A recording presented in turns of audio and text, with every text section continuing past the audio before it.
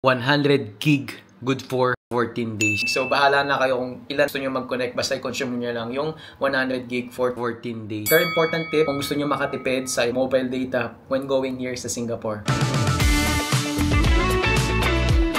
Okay, so some travel tips na napakahalaga. Internet or yung mobile data natin. So, pag nag-out of the country tayo, most of the time wala tayong idea. And share lang natin kung ano yung ginawa namin para makatipid dito sa Singapore.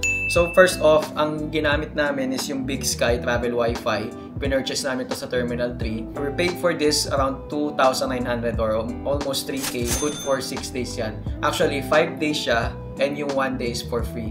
Technically, sabi sa amin is unlimited. Pero ni-warning nila kami na at a certain point, babagal siya pag na-reach na yung cap. Depende sa country na pupuntahan nyo. So napansin namin after 1 gig of consuming, tatlo din kami na nakakonect dito. Bumabagal na siya. Meron pa rin internet, kaso yun nga lang mabagal. Hindi ka makapag-live watch ng mga movies or video clips sa YouTube.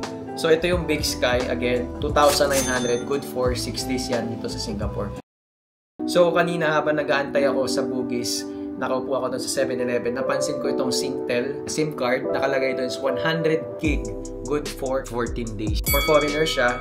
So, nagtanong ako doon sa 7-Eleven kung totoo bang 100 gig, good for 30 days.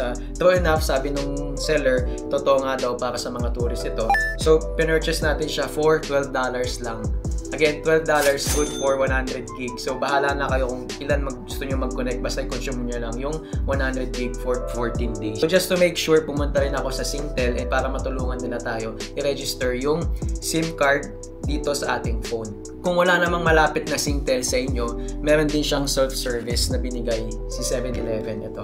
Meron dyan step-by-step kung paano nyo siya i-register. I think meron kayo i-download na app and then i-enter nyo yung details nyo.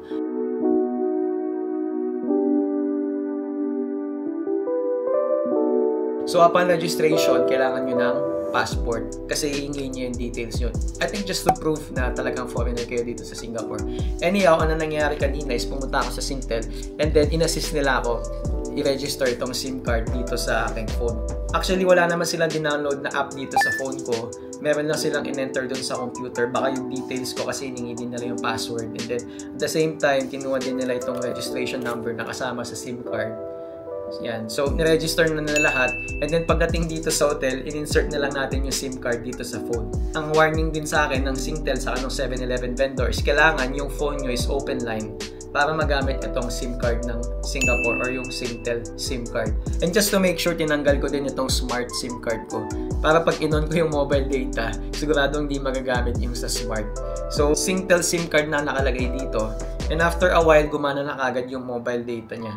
Nakakapanood na kagad ako ng YouTube, Facebook, Instagram, anything related sa internet, gumana na kagad siya. So, ayun lang, important advice kung gusto nyo makatipid, 12 Singaporean dollars, 100 gig, good for 14 days. So, no problem kung sandali lang kayo dito sa Singapore. However, if more than 30 days kayo mag-i-stay dito, ang sabi sa Singtel is mag-e-expire na yung 100 gig or yung SIM card itself is hindi nyo na magagamit. Kailangan nyo na mag-renew ulit sa Singtel.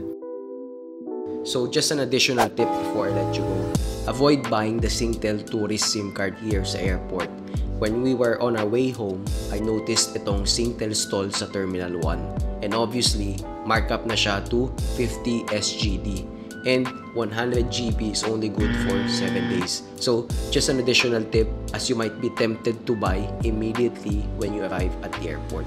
Alright, that's it for this video. Thank you for watching, and if you like this video, give it a thumbs up and make sure subscribe kayo para updated din kayo sa latest travel tips natin.